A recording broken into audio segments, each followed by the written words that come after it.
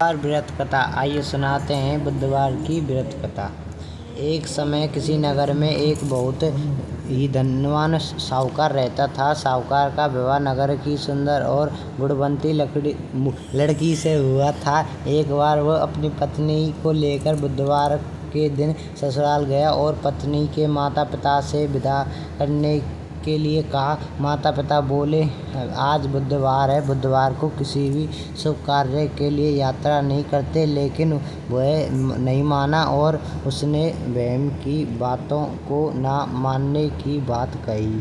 दोनों ने बैलगाड़ी से यात्रा प्रारंभ की। 2 कोस की यात्रा के बाद उसकी गाड़ी का एक पहिया टूट गया।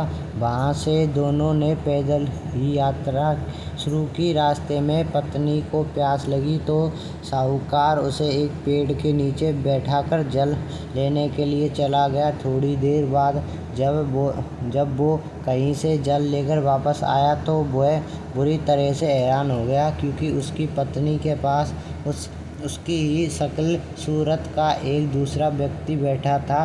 पत्नी भी साहूकार को देखकर हैरान रह गई। वह दोनों में कोई अंतर नहीं कर पाई।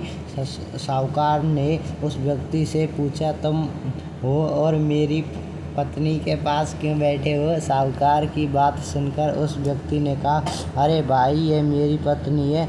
मैं अपनी पत्नी को ससुराल से विदा कर लाया हूँ, लेकिन तुम कौन हो? जाओ, मुझसे ऐसा प्रश्न कर रहे हो? साहूकार ने लगभग चीखते हुए कहा, तुम जरूर कोई चोर या ठग हो। यह मेरी पत्नी है। मैं इसे पेड़ के नीचे बैठाकर जल लेने गया था। इस पर उस व्यक्ति ने कहा, अरे भाई, झूठ तो तुम बोल रहे हो। पत्नी को प्यास लगने पर जल लेने तो मैं गया था।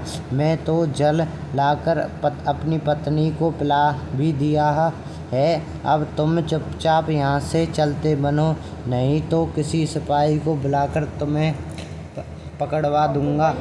दोनों एक दूसरे से लड़ने लगे। उन्हें लड़ते देख बहुत से लोग वहाँ एकत्र हो गए। नगर के कुछ सिपाही भी वहाँ आ गए। सिपाही उन दोनों को पकड़कर राजा के पास ले गए। सारी कहानी सुनकर राजा भी कोई निर्णय नहीं कर पाया। पत्नी भी उन दोनों में से अपने वास्तविक पति को नहीं पहचान रही थी। राजा ने उन दोनों को कारागार में डाल देने को कहा। राजा ने फैसले को सुनकर असली साहूकार भयभीत हो उठा। तभी आकाशवाणी हुई, साहूकार, तूने माता पिता की बात नहीं मानी और बुधवार के दिन अपनी ससुराल से प्रस्थान किया। यह सब भगवान बुद्धदेव के प्रकोप से हो रहा है। साहूकार ने भगवान बुद्धदेव की प्रार्थना की है, भगवान बुद्धदेव, मुझे क्षमा कर दीजिए। मुझसे बहुत बड़ी गलती हुई। भविष्य में अब कभी बुधवार के दिन यात्रा नहीं करूँगा और सदैव बुधवार को अपना व्रत किया करूँगा। साहूकार की प्रार्थना से प्रसन्न होकर भगवान बुद्धदेव ने उसे क्षमा किया। तभी दूसरा व्यक्ति राजा के सामने से गायब हो गया। राजा और दूसरे लोग इस चमत्कार को देखकर हैरान हो गए। भगवान बुद्धदेव की अनुकंपा से राजा ने साहूकार और उसकी पत्नी को सम्मानपूर्वक विदा किया।